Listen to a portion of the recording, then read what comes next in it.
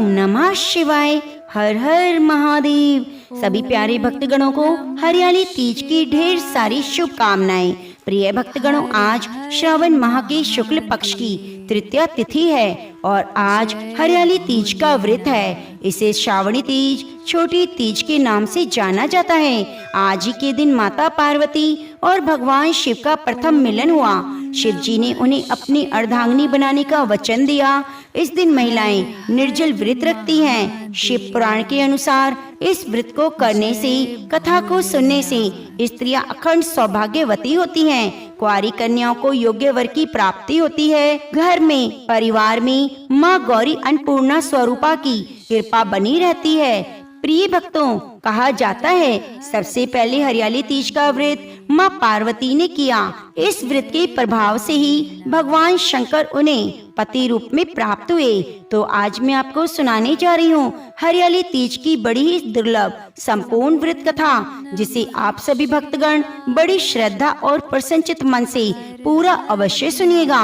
एक बात का विशेष ध्यान रखिएगा, कथा को पूरा सुनने से ही पूर्ण फल की प्राप्ति होती है। आधा अधूरा सुनने से व्रत का फल नहीं मिलता।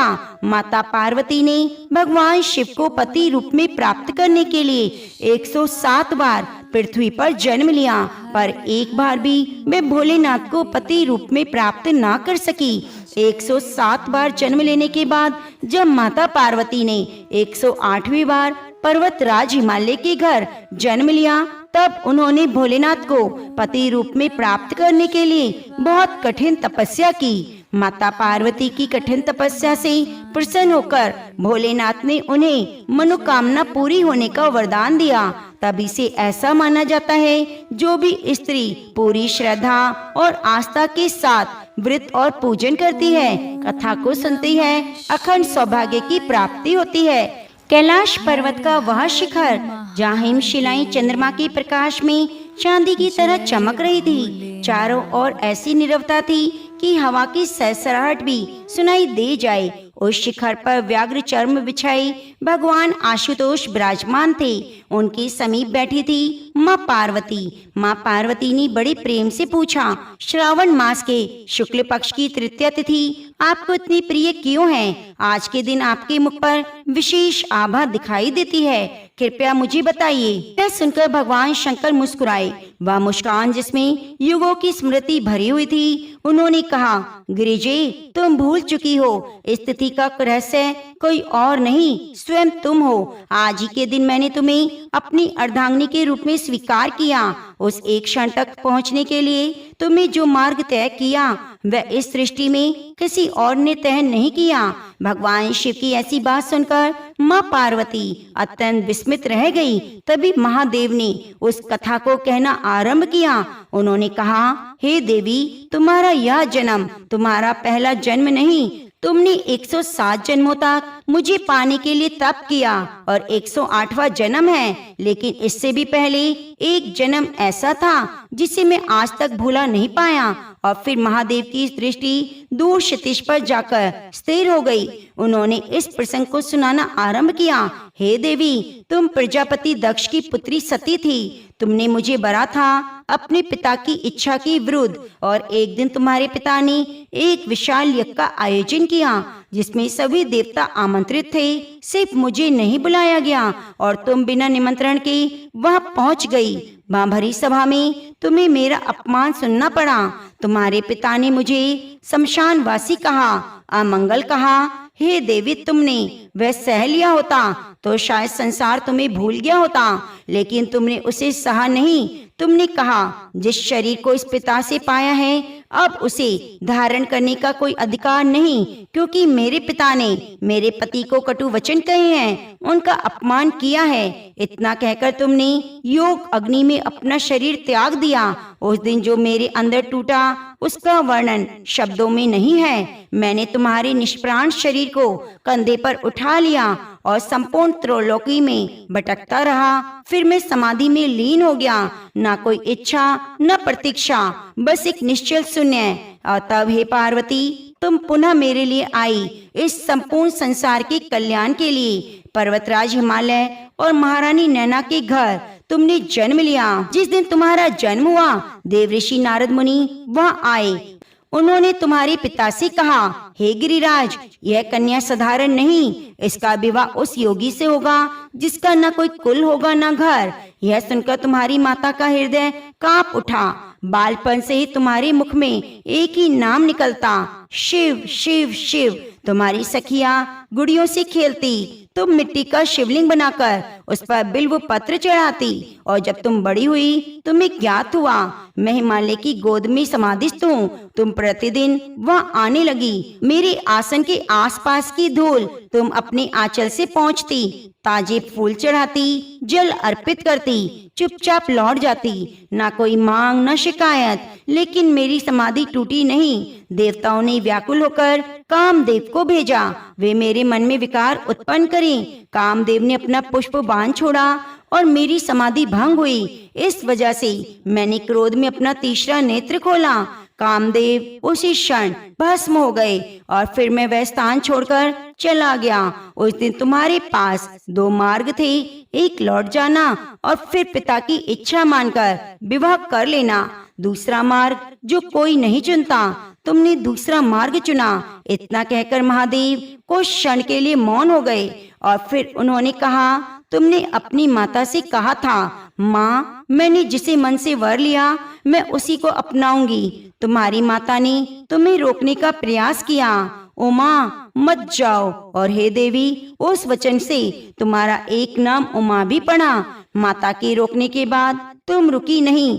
राजमहल के रेशमी वस्त्र उतार कर तुमने वलकल धारण किया, आभूषण उतार कर रुद्राक्ष पहना और हिमालय के निर्जन शिखर पर जा पहुंची, जहाँ मनुष्य तो क्या पक्षी भी नहीं पहुंच पाते। और फिर आरंभ हुआ वह ताप जिसे स्मरण करके आज भी देवता कंपित हो जाते हैं। शिव जी माँ पार्वती को उनका पूर्व जन्म याद दिलाते हुए कहते हैं, हे पार्वती, तुमने मुझे पति रूप में पाने के लिए कई वर्षों तक कठोर तप किया। 12 वर्ष तक अधोमुखी उल्टे रहकर सिर्फ वायु का सेवन किया। 24 वर्ष तक सूखे पत्ते खाकर रही। माघ के महीने में जल में वास किया, बैसाख के महीने में पंचांगनी तप किया, सावन के महीने में निराहार रहकर 12 वास किया। हे पार्वती, इस प्रकार व्रत करते देखकर तुम्हारे पिता हिमालय को बड़ा दुख हुआ। उन्हीं दिनों नारद मुनि हिमालय के पास आए। हिमालय ने उनका स्वागत सत्कार किया, विधिवत पूजन किया, उनसे प्रार्थना की, हे मुनीश्वर, आप अपने आने का कारण बताइए कि किस प्रकार आपकी सेवा कर सकता हूँ। तब नारद जी ने कहा, हिमालय, मुझे विष्णु भगवान ने आपके पास भेजा है। वे आपकी कन्या से विवाह करना चाहते हैं। यह सुनकर हिमालय प्रसन्न हुए। उन्होंने नम्रता पूर्वक उत्तर दिया, यदि भगवान विष्णु मेरी कन्या के साथ विवाह करना चाहते हैं तो मुझे आपत्ति नहीं। यह सुनकर नारद जी भगवान विष्णु के पास गए और कहा, मैंने हिमालय की पुत्री पार्वती के साथ आपका विवाह निश्चित किया है। आशा है आप उसे स्वीकार करेंगे। नारद जी के चले जाने के बाद हिमालय ने भगवान विष्णु के प्रस्ताव की जानकारी पार्वती को दी और कहा, हे पुत्री, मैंने भगवान विष्णु के साथ तुम्हारा विवाह सुनिश्चित किया है। पार्वती भगवान शिव को अपने पति के रूप में मान चुकी थी, इसलिए पिता के इस प्रस्ताव से वे बहुत ही दुखी हुई। पिता के सामने तो उन्होंने कुछ नहीं कहा, परंतु उनके जाते ही दुखी होकर विलाप करने लगी। पार्वती जी की व्याकुलता और उनके विलाप को देखकर एक सखी ने कहा, आप इतनी दुखी क्यों हैं? आप अपने दुख का कारण मुझे बताएं, मैं उसे दूर करने का उपाय करूंगी। तब पार्वती जी बोली, मेरे पिता ने मेरा विवाह विष्णु जी के साथ तय किया है, परंतु मैं शिव जी के साथ ही विवाह करना चाहती हूँ। मुझे कोई उपाय नहीं सूझ रहा, इसलिए मैं चाहती हूँ मैं अपने प्राण त्याग दूं। तुम्हारे पास यदि कोई उपाय है तो बताओ। सखी ने कहा, प्राण त्यागने से कोई जरूरत नहीं। मैं आपको ऐसे गहन वन में ले चलूंगी जहाँ आपके होने की जानकारी आपके पिता को भी नहीं चलेगी। इसके बाद सखी पार्वती जी को लेकर वन में चली गई। इधर हिमालय पार्वती जी को अपने घर में न पाकर इधर उधर खोजने लगे। जब पार्वती जी नहीं मिली तो हिमालय की चिंता बढ़ गई। वे सोचने लगे, मैंने तो नारद जी को वचन दे दिया और जब विष्णु जी की बारात लेकर आएंगे तो मैं उन्हें क्या उत्तर दूंगा। इस चिंता में पार्वती जी के ना होने की व्याकुलता में हिमालय मूर्छित होकर गिर पड़े। हिमालय की यह अवस्था देखकर अन्य सभी पर्वतों ने उनका कारण जानना चाहा। तब उन्होंने बताया उनकी पुत्री पार्वती कहीं नहीं मिल रही है। उन्होंने भगवान विष्णु से पार्वती का विवाह निश्चित किया है। हिमालय की बात जानकर सभी पर्वत पार्वती जी को खोजने इधर उधर निकल पड़े। वही पार्वती जी सघन वन में एक गुफा में नदी के किनारे शिव जी का भजन पूजन कर रही थी। श्रावण मास के शुक्ल पक्ष की तृतीया तीज को हस्ती नक्षत्र में पार्वती जी ने बालू रेत का शिवलिंग स्थापित किया। निराहार रहते हुए व्रत किया, पूजन किया, रात्रि जागरण किया। पार्वती जी द्वारा किए गए कठिन व्रत पूजन से शिव जी प्रसन्न हुए। उन्होंने प्रकट होकर पार्वती जी से कहा, हे प्रिय, तुम्हारे व्रत के प्रभाव से मेरा आसन डिग रहा है। बताओ तुम्हें क्या वरदान चाहिए, बताओ तुम्हें क्या वरदान चाहिए। तब पार्वती जी ने कहा, यदि आप प्रसन्न हैं तो मुझे अपनी अर्धांगिनी बना लीजिए। शिव जी ने ऐसा ही करने का वचन दिया। कैलाश को चले गए। मनोकामना पूर्ण होने पर पार्वती जी ने पूजन की सामग्री का नदी में विसर्जन किया, स्नान किया और सखी समेत पारण किया। उसी समय हिमालय पार्वती को खोजते खोजते उस स्थान पर गए जहाँ पार्वती जी ने शिव जी का पूजन किया था। पार्वती जी के पास जाकर हिमालय ने कहा, हे पुत्री, यह कैसे पहुंची। तब पार्वती जी ने कहा, आपने मेरा विवाह विष्णु जी के साथ तय किया, इस कारण मैं घर को छोड़कर यहाँ आ गई जहाँ मैंने शिव जी का पूजन किया। उन्होंने प्रसन्न होकर मेरे साथ विवाह करने की स्वीकृति प्रदान की। यदि आप मुझे शिव जी के साथ विवाह करने की अनुमति प्रदान करते हैं तो मैं आपके साथ चलने को तैयार हूँ। पार्वती जी की बात सुनकर हिमालय ने अपनी सहमति जता दी और पार्वती को लेकर घर आ गए। उसके कुछ समय बाद पार्वती जी का विवाह शिव जी के साथ विधि पूर्वक संपन्न हुआ। यह वह दिन है जब पार्वती जी की भक्ति और तपस्या ने आखिरकार शिव को जीत लिया। उनका विवाह हो गया।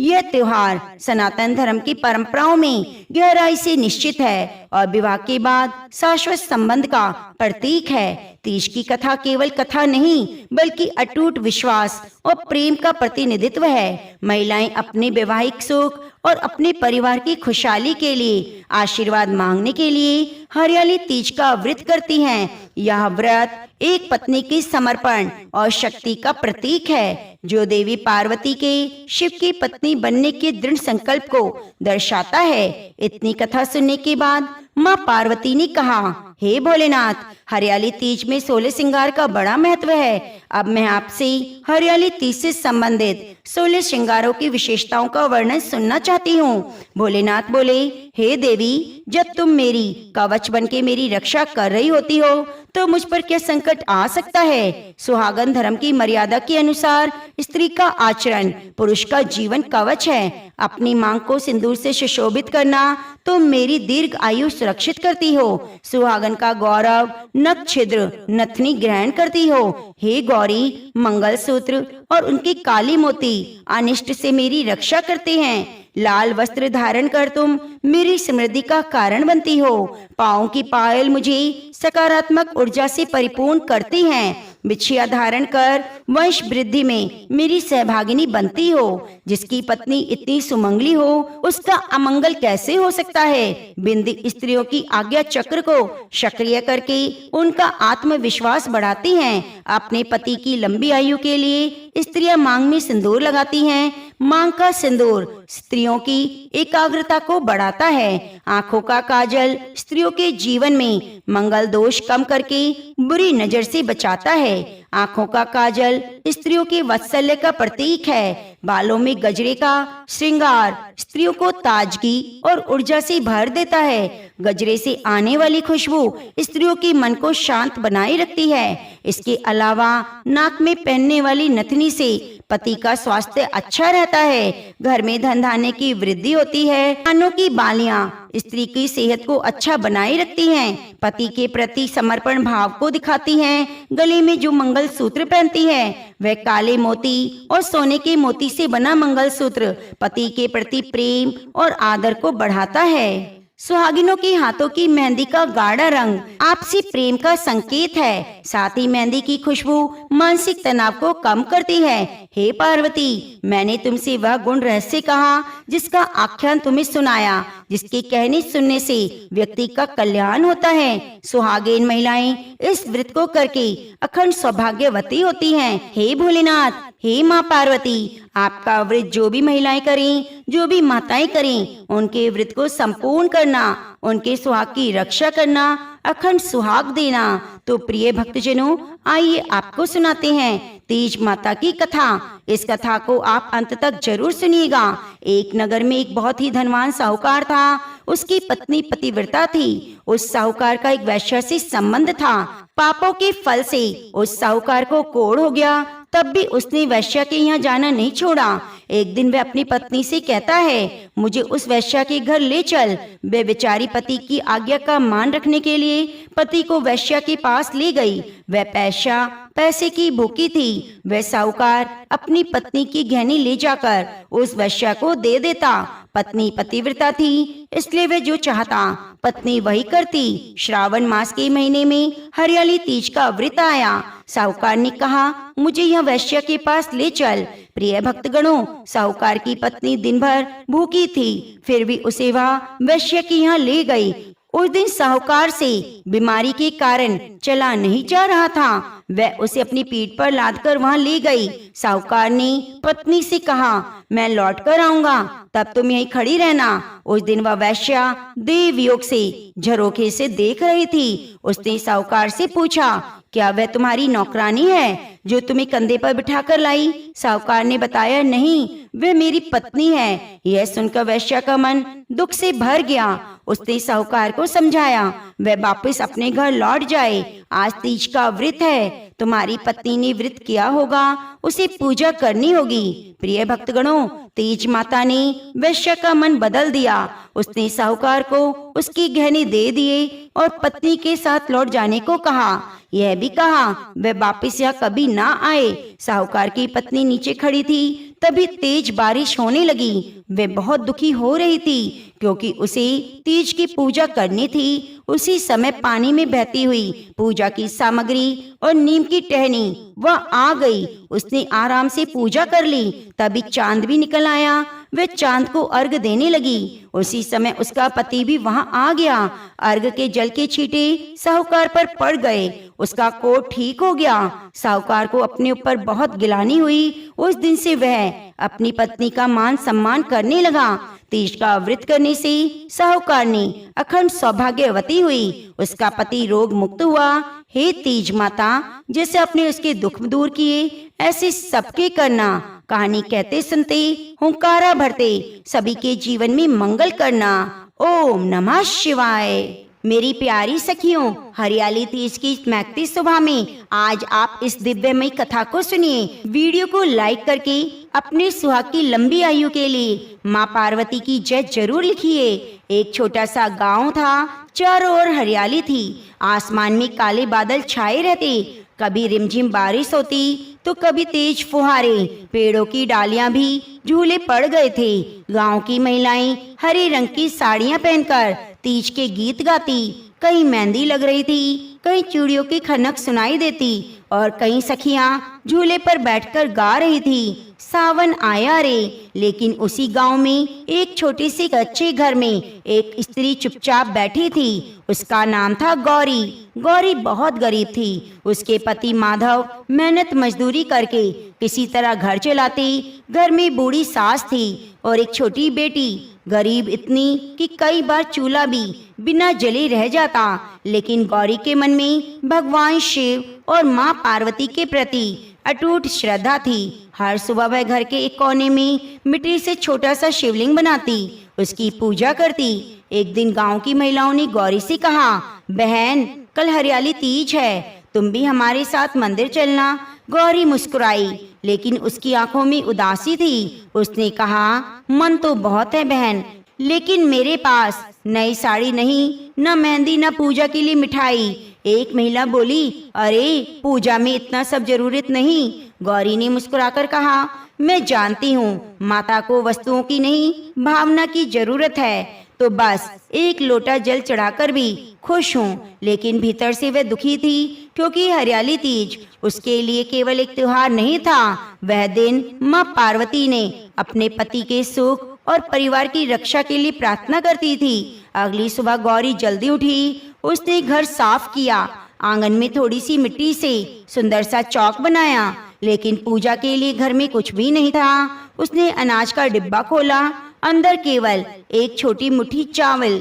गौरी कुछ पल उन्हें देखती रही, फिर उसकी आंखों में आंसू आ गए। वह बोली, हे माँ, घर में इतना ही है, इसे भी मैं आपके चरणों में अर्पित कर देती हूँ। तभी उसकी छोटी बेटी बोली, माँ, आज तो तीज है ना, क्या हम भी झूला झूलेंगे? गौरी ने बेटी को गले लगा लिया। हाँ बेटी, जरूर झूलेंगे। बेटी ने पूछा, माँ, आपके पास नई साड़ी क्यों नहीं है?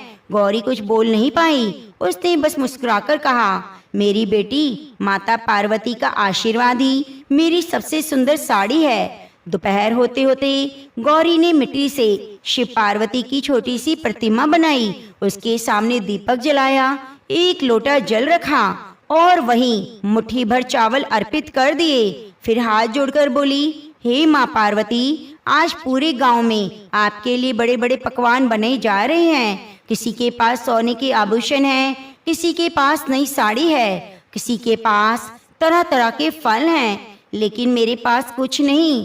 मैं आपको क्या दूं? गौरी की आंखों से आंसू बहने लगे।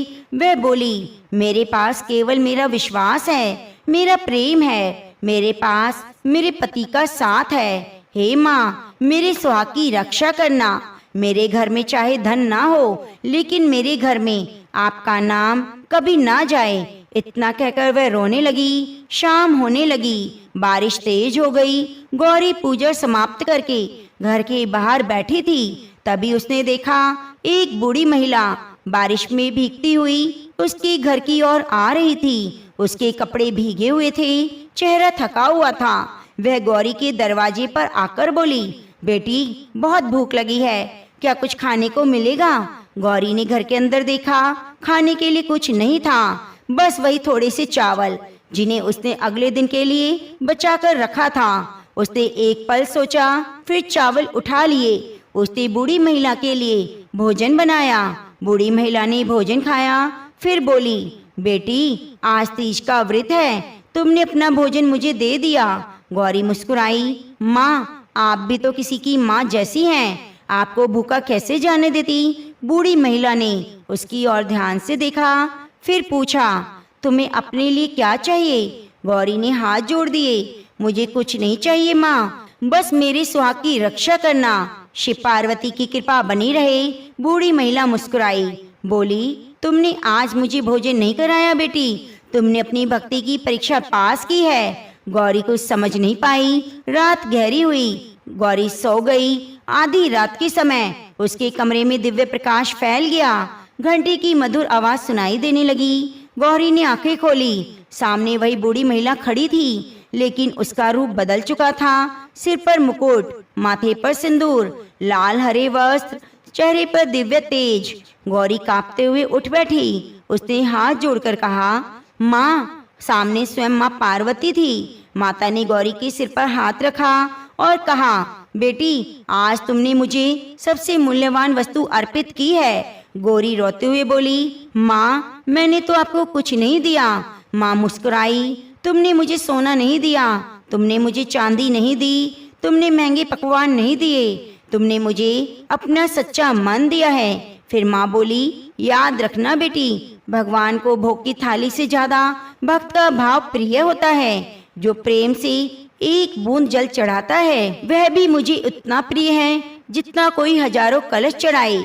गौरी की आंखों से आंसू बहने लगे। माँ पार्वती ने कहा, तुम्हारे पति पर मेरी कृपा रहेगी, तुम्हारे घर में कभी भक्ति की कमी नहीं होगी। जिस दिन तुम्हारे घर में सच्ची श्रद्धा रहेगी, उस दिन तुम्हारे घर को धन की कमी भी छोटी लगेगी। गौरी ने माता पार्वती के चरण पकड़ लिए। माँ, मुझे धन नहीं चाहिए, बस इतना आशीर्वाद दीजिए, मेरे परिवार में हमेशा प्रेम रहे। माँ ने कहा, तथास्तु। इतना कहते ही प्रकाश धीरे धीरे समाप्त हो गया। सुबह गौरी की आंखें खुली। उसने सोचा, शायद ये सपना था लेकिन जब पूजा के स्थान पर गई तो आंखें खुली की खुली रह गई। जहाँ उसने कल मिट्टी की शिव पार्वती की प्रतिमा बनाई, वहाँ सुंदर फूल खिले हुए थे। दीपक अब भी जल रहा था। उसके पास छोटी सी हरी चुनरी रखी थी। गौरी समझ गई माँ सच में आई थी। उसी समय उसका पति माधव भी घर आया। उसके चेहरे पर खुशी थी। उसने कहा, गौरी, आज मुझे बहुत अच्छा काम मिला है। मालिक ने कहा है अब मैं उनके साथ स्थायी रूप से काम करूंगा। गौरी की आंखें भर आई। उसने कहा, माँ धन्यवाद। यह कथा बताती है भगवान को दिखावे की आवश्यकता नहीं। मंदिर बड़ा हो छोटा हो, पूजा की थाली बड़ी हो छोटी हो, वस्त्र साधारण हो या महंगे हो, मन में सच्ची श्रद्धा है तो भगवान उस भक्त की पुकार जरूर सुनते हैं। प्रेम करना, विश्वास रखना, धैर्य करना और भगवान के प्रति समर्पित रहना। इस तरह इस तीज पर यदि आपके पास बहुत कुछ है तो प्रेम से चढ़ाइए। अगर कुछ भी नहीं तो एक लोटा जल चढ़ाकर यह कह दीजिए, हे महादेव, हे माँ पार्वती, मेरे मन को अपना घर बना लीजिए। जिस घर में भगवान का नाम और परिवार से प्रेम है, उस घर से बड़ा कोई महल नहीं। हे माँ पार्वती, हर सुहागन का अखंड सुहाग रखना। हे माँ पार्वती, हर सुहागिन का अखंड सुहाग रखना। हर बेटी को सुख देना, हर माँ की गोद खुशियों से भरना। हर परिवार में प्रेम बनाए रखना। जिस घर में दुख है वहाँ सुख देना। जिस घर में बीमारी है वहाँ स्वास्थ्य देना। जिसके मन में कोई अधूरी इच्छा है, अगर उसके लिए शुभ है तो उसकी मनोकामना पूरी करना। हे भोलेनाथ, अपने भक्तों पर सदैव कृपा बनाए रखना। एक गरीब स्त्री हरियाली तीज का व्रत रखती। घर में पूजा के लिए फूल नहीं, मिठाई नहीं, सुंदर वस्त्र नहीं, वह केवल एक लोटा जल और सच्चे मन से माँ पार्वती की पूजा करती। उसी रात माँ पार्वती उसके स्वप्न में आकर कहती है, बेटी, मुझे तुम्हारी पकवान नहीं, तुम्हारा प्रेम चाहिए। अगली सुबह उसके जीवन में ऐसा चमत्कार होता है कि परिवार संकट से बाहर निकल जाता है। भगवान को दिखावा नहीं, सच्ची श्रद्धा चाहिए। एक घर में बहू पहली बार हरियाली तीज का व्रत रखती है। उसकी सास उससे नाराज रहती है, उसकी पूजा में बाधा डालती है, लेकिन बहू सास के प्रति मन में कोई बुरा भाव नहीं रखती। वह माँ पार्वती से प्रार्थना करती है, हे माँ, मेरे सुहाग की रक्षा करना। मेरी सास के मन में भी मेरे लिए प्रेम भर देना। रात में सास को माँ पार्वती का स्वप्न आता है। उनका हृदय बदल जाता है और परिवार में सुख शांति आ जाती है। इसी प्रकार से एक विवाहित बेटी पहली बार हरियाली तीज पर मायके नहीं जाती। वह उदास होकर माँ पार्वती से कहती है, हे माँ, आज मुझे अपनी माँ की बहुत याद आ रही है। रात को उसकी माँ अचानक उसके घर पहुँचती है और साथ में तीज का सिंधारा लाती है। बेटी समझती है यह केवल माँ का प्रेम नहीं, माँ पार्वती का आशीर्वाद है। माँ पार्वती ने आशीर्वाद दिया कि आज के दिन जो भी स्त्री सच्चे मन से शिव पार्वती का पूजन करेगी, उन्हें अखंड सौभाग्य, प्रेम और पारिवारिक सुख की प्राप्ति होगी। उसी दिन से हरियाली तीज का पर्व आरंभ हुआ, जिसे विशेष रूप से विवाहित स्त्रियां अपने पति की लंबी उम्र और प्रेम के लिए करती हैं। हरियाली तीज के दिन माता पार्वती विशेष रूप से श्रृंगारित होती है। माँ पार्वती ने हरे वस्त्र, चूड़ियां, मेहंदी, बिंदी, फूलों से खुद को सजाया। पार्वती के स्वरूप को देखकर शिव जी मुस्कुरा उठे। उनकी सखियां उन्हें चारों ओर गीत गा रही थी। तीज की रात आई, सखी रे, तीज की रात आई। पार्वती शिव संग मिलन रचाई।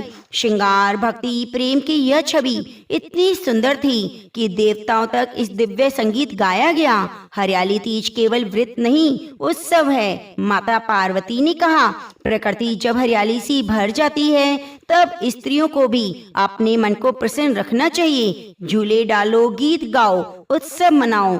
स्त्रियां आम के पेड़ों पर झूले डालती हैं, सखियां एक दूसरे को झूले झुलाती हैं। चारों ओर गूंजते हैं लोकगीत। झूलों की रथ आई रे, सावन की बदरिया छाई रे। पार्वती स्वयं झूले पर बैठी और सखियों के संग बाल्यकाल की समृद्धियों में खो गई। माता पार्वती ने तीज व्रत को सौभाग्य की 8 वस्तुओं से सजाया। हरे वस्त्र, हरी चूड़ियां, हरे फूल, मेहंदी, सिंदूर, मंगलसूत्र, काजल, बिंदी। स्त्रियां प्रातःकाल स्नान करके व्रत प्रारंभ करती हैं, निर्जल व्रत रहती हैं और सायंकाल माँ पार्वती भोलेनाथ की मूर्ति की पूजा करती हैं। हरियाली तीज की पूजा पारंपरिक रूप से इस प्रकार होती है। मिट्टी की पार्वती माता की प्रतिमा बनाकर उसे लकड़ी की चौकी पर रखा जाता है। शुद्ध जल, दूध, दही, शहद से अभिषेक करके हरे रंग की वस्त्र सामग्री चढ़ाई जाती है। बेलपत्र, धतूरा, दूर्वा से शिव जी का पूजन किया जाता है। स्त्रियां एक साथ भजन गाती हैं, कथा सुनती हैं शिव और पार्वती के पुनर्मिलन की। एक दिन पार्वती जी ने शिव जी से पूछा, प्रभु यह व्रत स्त्रियों को क्या देता है? तो शिव बोले, यह व्रत केवल सौभाग्य नहीं, श्रद्धा और प्रेम की परीक्षा है। जो स्त्री बिना जल के पूरे दिन तपस्या करे, मेरी अर्धांगिनी की भक्ति से पूजन करे, वह सदा सुखी रहेगी। देवी पार्वती मुस्कुराई। उन्होंने कहा, तब आज मैं भी यह व्रत करूंगी ताकि आपके प्रेम में और दृढ़ता आ जाए। सावन की हरियाली में पार्वती अपनी सखियों के संग गीतों में खो गई। उन्होंने अपने बचपन की कथा सुनाई, कैसे उन्होंने तप किया, कैसे शिव ने उनकी परीक्षा ली और कैसे प्रेम में विजय हुई। सखियां कहती, माता आपके प्रेम के आगे सारी कथाएं फीकी हैं। एक बार एक गरीब स्त्री मधु ने हरियाली का व्रत रखा। वे बहुत निर्धन थी पर श्रद्धा में धनी। उसने पेड़ के नीचे मिट्टी की मूर्ति बनाकर शिव पार्वती का व्रत किया। उसकी श्रद्धा को देखकर पार्वती जी प्रसन्न हुई और स्वप्न में दर्शन दिए। मधु को अगले दिन एक समृद्ध परिवार में सेवा का काम मिला। वहाँ उसकी बेटी का विवाह एक विद्वान ब्राह्मण से हुआ। उसे अखंड सौभाग्य की प्राप्ति हुई। एक नवविवाहिता स्त्री ने शिव पार्वती का व्रत बड़े प्रेम से किया। उसी रात शिव जी ने स्वप्न में उसकी परीक्षा ली। एक दरिद्र साधु बनकर उसके द्वार पर आए।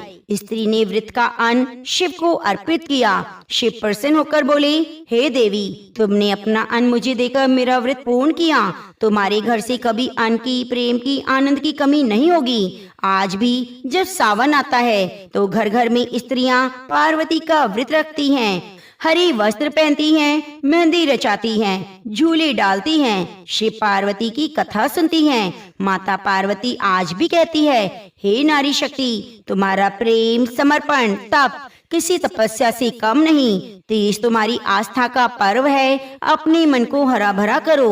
हरियाली बीज एक पर्व नहीं, यह स्त्री के संकल्प और श्रद्धा की परीक्षा है। माता पार्वती कहती है, जिस नारी का पति संकट में है, जो अपने घर को बचाना चाहती है, वह तीज का व्रत करे। तीज का व्रत पत्नी तप की वह रक्षा कवच है जो मृत्यु के द्वार से भी पति को वापस ला सकता है। यह व्रत स्त्री को केवल धर्मपत्नी नहीं, देवी बना देता है। जिसने प्रेम, तप और त्याग के बल पर स्वयं शिव को वरण किया। प्राचीन काल में एक नगर में सेठ माधव रहता। वे बड़ा व्यापारी था। उसकी पत्नी सौम्या अत्यंत धार्मिक सती स्वरूपा थी। हरियाली तीज का व्रत विधि पूर्वक करती। एक वर्ष माधव समुद्र पार व्यापार के लिए निकला। वहाँ जहाज डूब गया। सभी लोग मृत समझे गए। सौम्या को समाचार मिला तो उसका हृदय कांपने लगा।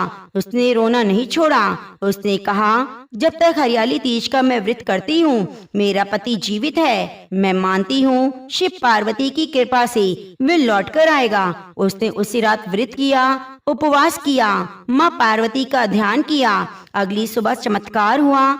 एक नाव किनारे पर लगी। माधव सुरक्षित था। लोग दंग रह गए। कैसे हुआ? माधव बोला, रात को एक तेजस्विनी स्त्री ने आकर मुझे समुद्र से बाहर निकाला।